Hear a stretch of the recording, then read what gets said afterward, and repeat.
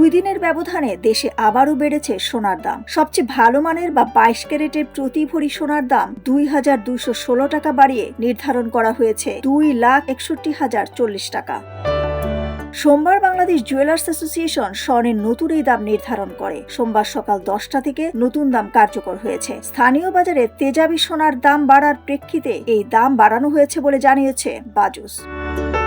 এখন সবচেয়ে ভালো মানের বা 22 ক্যারেটের প্রতি ভরি সোনায় 2,216 টাকা বাড়িয়ে নতুন দাম নির্ধারণ করা হয়েছে 2,61,040 টাকা। 21 ক্যারেটের 1 ভরি সোনায় 2,041 টাকা বাড়িয়ে 2,49,143 টাকা নির্ধারণ করা হয়েছে। এছাড়া 16 ক্যারেটের 1 ভরি সোনায় 1,808 টাকা বাড়িয়ে নতুন দাম 2,13,568 টাকা নির্ধারণ করা হয়েছে। আর সনাতন পদ্ধতির প্রতি ভরি সোনায় 1,458 টাকা বাড়িয়ে দাম নির্ধারণ করা হয়েছে 1,74,785 টাকা।